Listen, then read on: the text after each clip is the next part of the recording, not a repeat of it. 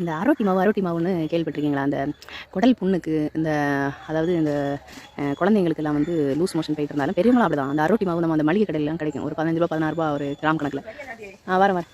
வரேன் மாமி.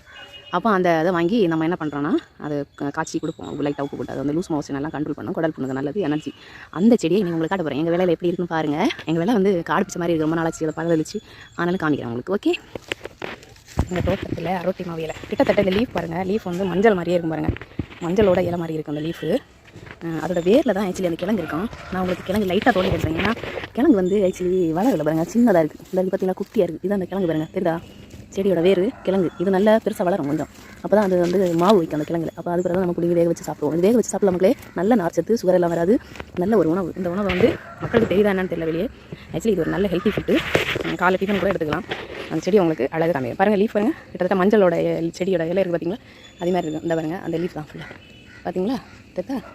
ஓகே, இங்கே பாருங்கள் நம்ம மரவள்ளி இங்கெல்லாம் ஒன்றும் வைக்கல மக்கள். இதெல்லாம் இனி நாங்கள் அதை வந்து சீர்படுத்தணும் தோட்டத்தை. அதுக்கப்புறம் தான் அப்படியே உங்களுக்கு பலாமர செடி எங்கே போய் என்னத்தை காட்ட உள்ள ஒரே புதராக இருக்குது மக்களே. இது பலாமரம். அங்கே 2 காய் காய்ச்சிருக்கு பாருங்க. நான் உங்களுக்கு ஜூம் பண்ணுறேன். இங்கே எங்கேயோ இருக்கு 2 காய் இருக்கான்னு சரியாக தெரில. நான் கிட்ட போக முடியாது. இந்த இருக்கு பாருங்க, இந்த இருக்கா 2 காய் இருக்கா. அப்புறம் அது புளிய மரம், தென்னை மரம், தென்னை புளி, அங்கே சப்போட்டா எல்லாம் இருக்குது. பார்ப்போம்.